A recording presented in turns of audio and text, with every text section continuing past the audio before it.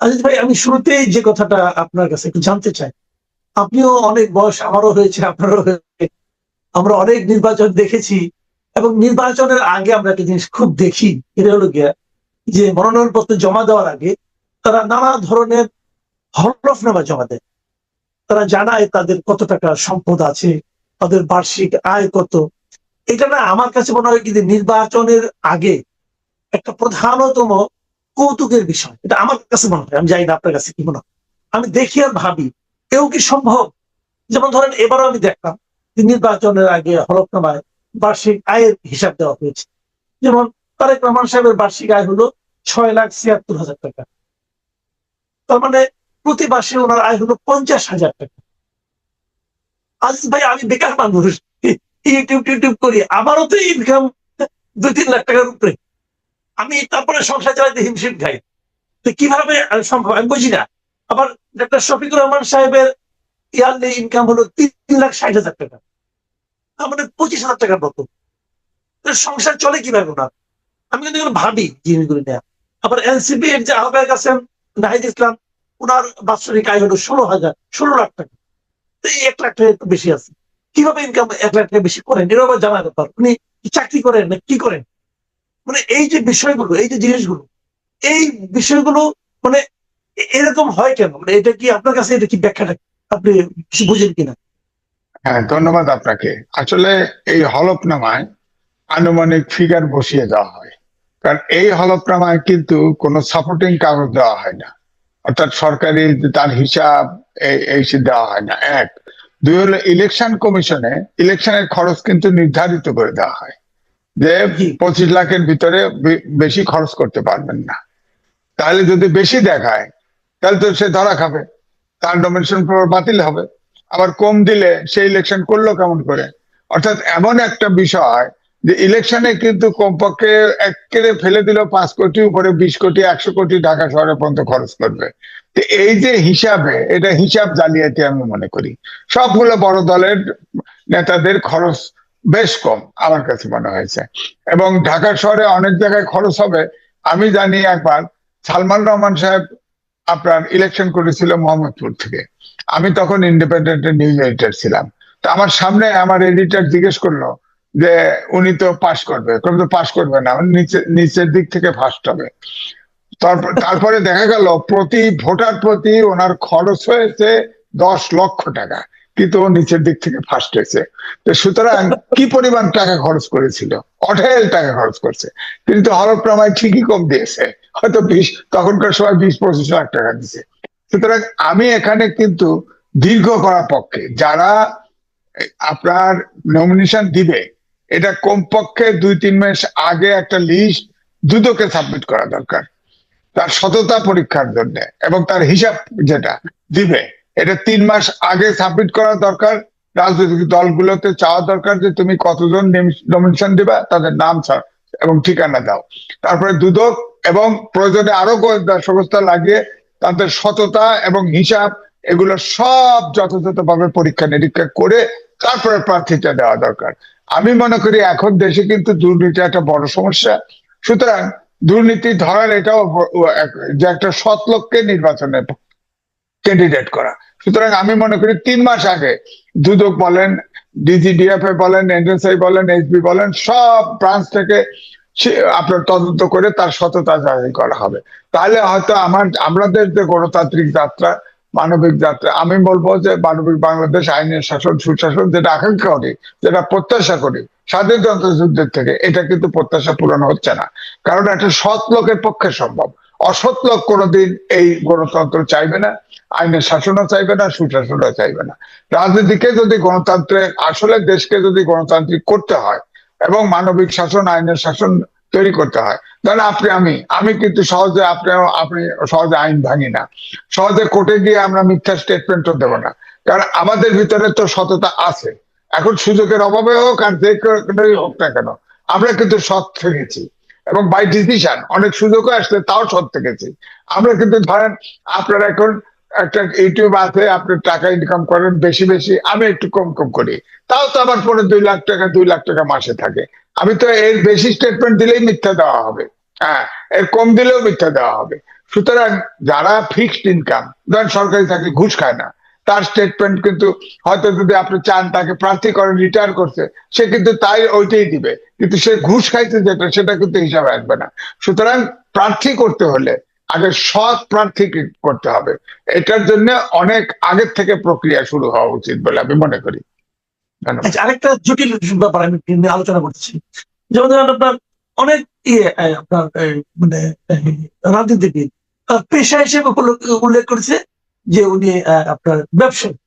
আবার ডাক্তার শফিকুর রহমান, ওনার বাৎসরিক আয় হলো 3,60,000 টাকা, বুঝলেন? 3,60,000 টাকা উনি এক বছর ইনকাম করেন। ওনার পেশা কি? চিকিৎসক, উনি চিকিৎসা পেশা। তো ওনার চেম্বার কোথায়, এটা কি আপনি জানেন? অথবা উনি কি না, আসলে চিকিৎসা পেশায় করেন, নাকি মাসে মাত্র 25,000 টাকা ইনকাম করেন? এটা কেন? আমার কথা হলো কি, একটা বিশ্বাসযোগ্য অ্যামাউন্ট ওনারা দিচ্ছেন না কেন? এটা কি সিস্টেমের দোষ, নাকি ওনাদের মন মানসিকতা কোনো একটা ঝামেলা আছে? আর যদি মন দুইটাই। মানসিকতায় ঝামেলা থাকে, তেমন লোক আমাদের নেতা হবে কিভাবে? না, এটাই তো প্রশ্ন। একটা হলো সিস্টেমের সমস্যা, আর একটা হলো যে প্রার্থী হয় সে মন মানসিকতা। কারণ এই যে এখানে ডিসঅনেস্টি করলো হিসাব দেওয়ার ক্ষেত্রে, এটাতে তার কাছে আপনি কি করে গণতন্ত্র বা আমরা যে দেশে আশা করি তার পক্ষে সম্ভব? বড় দলের প্রধান, তারা তো হিসাব গোজামিল দিয়ে দিয়েছে। ইলেকশন কমিশন যেভাবে চেয়েছে ওইটার সাথে মিলায় একটা হিসাব দিয়ে দিয়েছে। এখন ধরেন এই যে ফ্যাসিস্ট আওয়ামী লীগ সরকারের সময় আপনি দেখবেন সব প্রার্থীর কি ছিল, মাছ চাষ ছিল। কারণ মাছ চাষ ট্যাক্স ফ্রি ছিল, সব মাছ ব্যবসায়ী। এই হিসাব যে না, হিসাবে কোটি কোটি টাকার মালিক হয়েছে। তো এরকমই। তো এখন শফিকুর রহমান সাহেব ডাক্তার, এটা তো স্বাভাবিক, তার প্র্যাকটিস বলতে পারে, সে বলে দিছে। হয়তো চেম্বারও বসে না, 24 আওয়ার্স পলিটিক্স করে, চেম্বারও বসে না, একটু লাগাই দিল আর কি। এই জন্যই আমি বলছি 3 মাস আগে প্রার্থীদের তালিকা দেওয়া, এবং তা বিভিন্ন গোয়েন্দা সংস্থা, দুদক সহকার, অনেক জায়গায় তো টাকার বিনিময় হতে পারে। সুতরাং দুদকেও তো এরকম একটা ইয়ে আছে, শোনা যায় যে ওখানেও কিন্তু আপনার অসৎ উপলব্ধন করা হয়। সুতরাং অনেক অনেক গোয়েন্দা সংস্থা দিয়ে পরীক্ষা করে সৎ লোকটাকে বেছে বের করা। আর কত খরচ করবে এটার একটা সিলিং থাকবে বটে, এমন জায়গায় নিয়ে আসা যাতে সৎ লোকও ইলেকশন করতে পারে।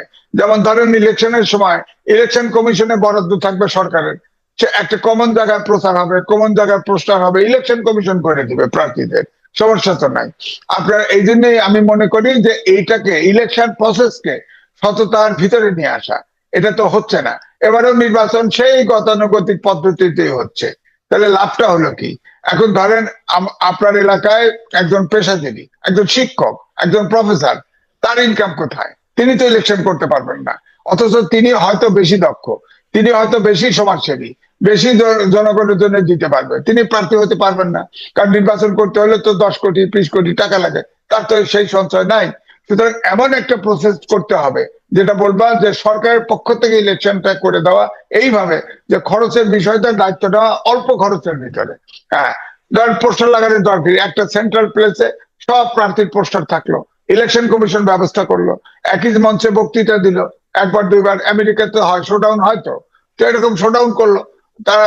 শোডাউন বলতে কি, বক্তৃতা, প্রার্থী সব দলের প্রার্থী অ্যালফাবেটিক্যালি নাম হলো, একদিন একদিন পর পর বক্তৃতা হলো, বা একদিনে 10 মিনিট বা 15 মিনিট বক্তৃতা দিতে দিল, তার ইশতেহার সে শোনালো কি করবে না করবে। একটা, আমার কথা হচ্ছে প্রসেসটাকে একটা সততার জায়গায় নিয়ে আসা। অসৎ ভাবে নির্বাচিত হয়ে অসৎ ভাবে টাকা খরচ করে, ধরেন একটা লোক 10 কোটি টাকা খরচ করলো প্রার্থী, তাহলে সে 10 কোটি টাকা উঠাবে না? মুদ্রাস্ফীতি সহ 15 কোটি টাকা উঠাবে। আর পরবর্তী ইলেকশনের জন্য আবার মুদ্রাস্ফীতি হবে, 20 কোটি হবে, আবার সে 20 কোটি টাকা চুরি করবে। তো চোর তো ইলেকশন প্রসেস মানুষকে চোর বানায় ফেলে। সুতরাং এই জন্য বলছি ইলেকশন প্রসেসটাকে সততার মধ্যে আনতে হবে। বলেন। আবার আরেকটা জিনিস বলি আপনাকে, ইলেকশন তো ঘনে আসলো, আর 1 মাস 9 দিনের মতো আছে। তো এই ইলেকশনকে কেন্দ্র করে এর মধ্যে আমরা কিন্তু নানা ধরনের ভোটের হিসাবের দিক দিয়ে নানা ধরনের মেরুকরণ দেখছি।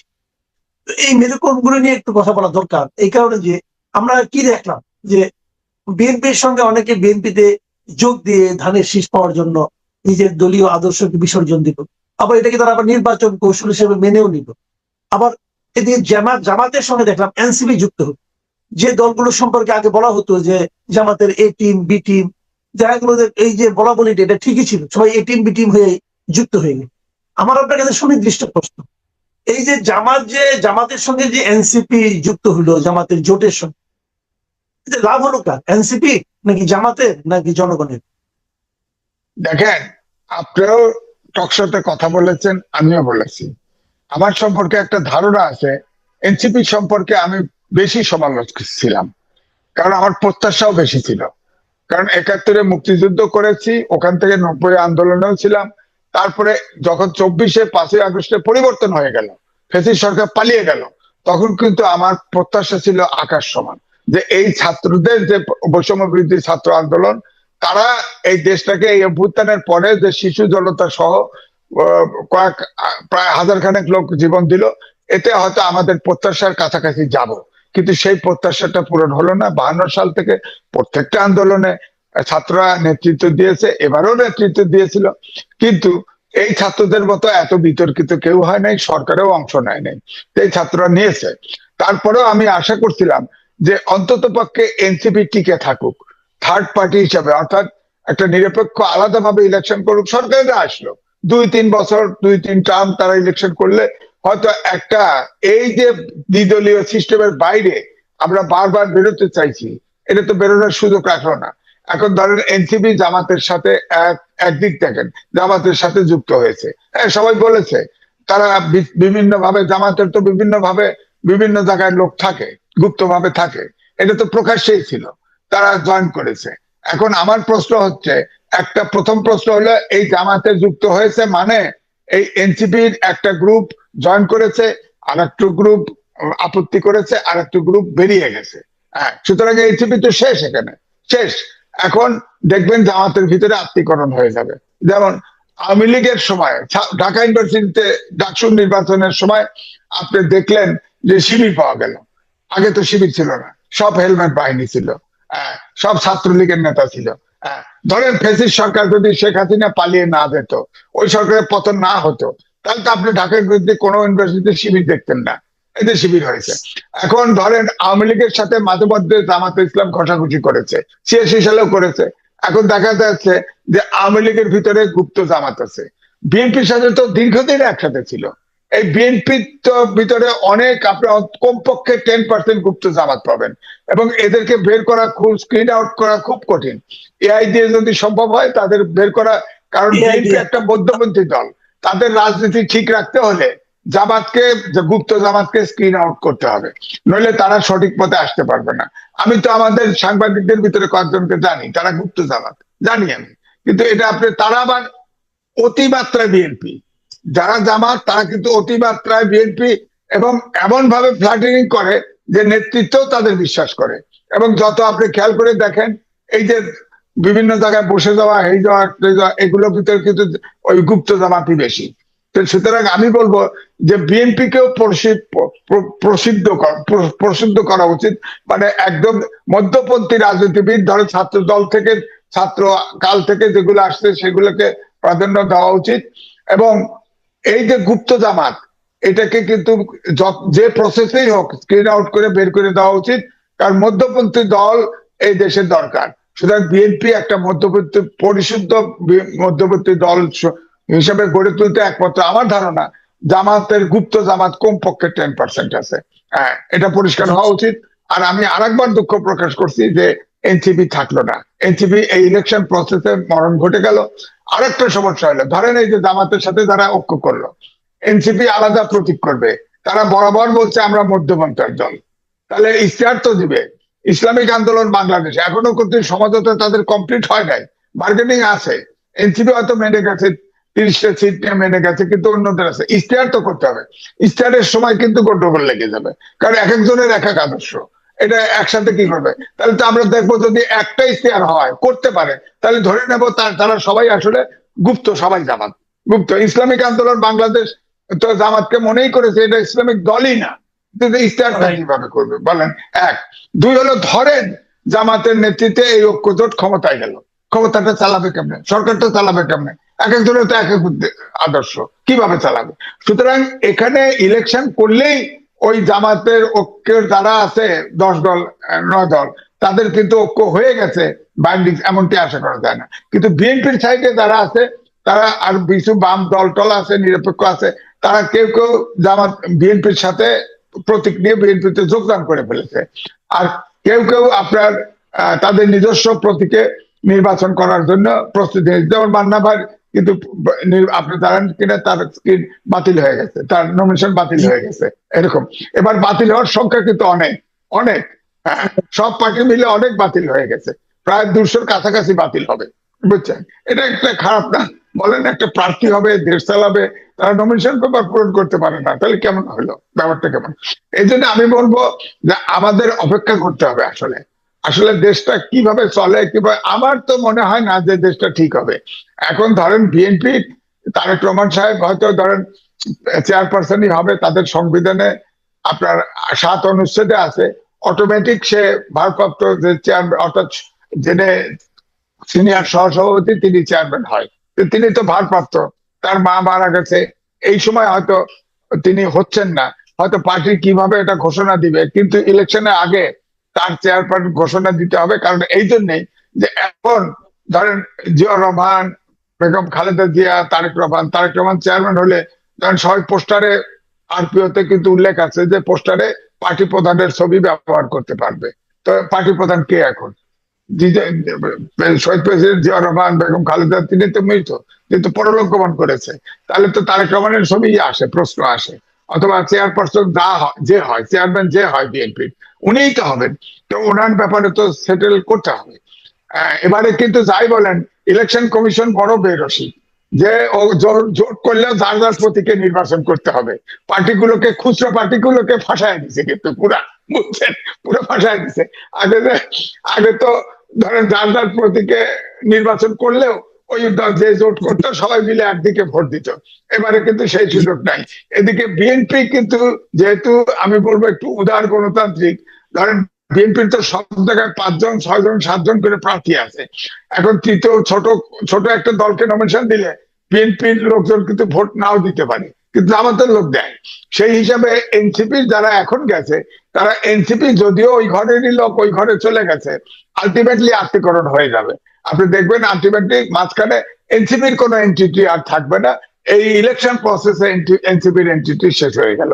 এটা কিন্তু আমার জন্য, তাদের তো একটা ব্র্যান্ড ভ্যালু ছিল, তাদের অস্তিত্ব থাকা উচিত ছিল, সেটা তারা রক্ষা করতে পারলো না।